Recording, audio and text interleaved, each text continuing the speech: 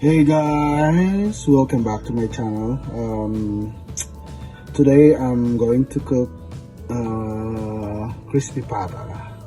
Alright, so dalawang crispy pata ang nilagay ko dyan. I'm going to boil it for about 30 minutes. And then pag medyo malambot na siya, hindi siya kailangang malambot na malambot, yung tama lang. I'm going to drain the water at saka i-dry ko siya. And then after that, we're going to fry it twice. Alright? Let's go! So ayan guys, after kong pinakuluan yung pata, bali dalawang piraso yan, nilagay ko siya sa fridge overnight para medyo matuyo siya. At ngayon ready na siyang i-fry. So i-rub ko muna siya ng asin. Ang gagamitin ko yung medyo malalaki, yung coarse na asin. At tapos nagpainit na rin tayo ng mantika. Ayan, medyo high heat ko. At twice natin gagawin yung pag-fry niyan kasi yung first one hindi pa siya ganong crunchy. Okay? Dito pala ako sa garahe kasi mabaho to pag sa loob ng bahay. So, sige, i-rub ko muna ng asin yung pata natin. So ayan guys, sobrang init ng mantika. Ilagay ko na yung pata.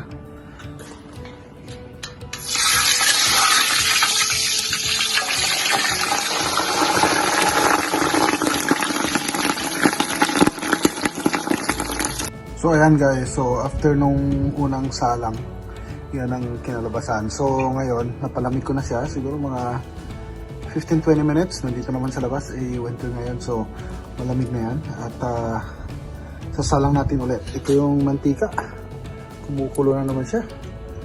Sige, tara salang natin at tingnan natin kung crispy ang kalalabasan nito.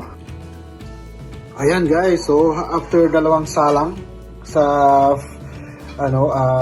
sa pag-fry, tapos na siya at it's very crunchy.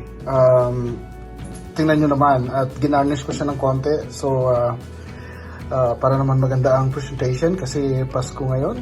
So ayan, at ready na tayong kumain. Siya nga pala, gumawa rin ako ng sausawan. So ang sausawan, ang minix ko dyan are vinegar, soy sauce, tapos nilagyan ko siya ng kunting asukal,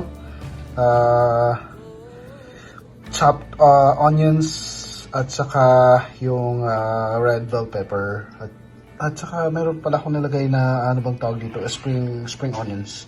Alright, so ayan guys, tingnan nyo naman, sobrang ganda, di ba? Pwedeng pang benta, pang negosyo or something. Medyo matagal lang talagang gawin tong crispy pata natin. So guys, again, if you wanna see more videos like this one, please hit the subscribe button at notification bell. So that you're updated to all my vlogs and videos and stuff. And again, I appreciate those ones who already subscribed to my channel. At sa mga hindi pa, again, please hit the subscribe button. Thank you guys for watching, and again, Merry Christmas. Bye for now.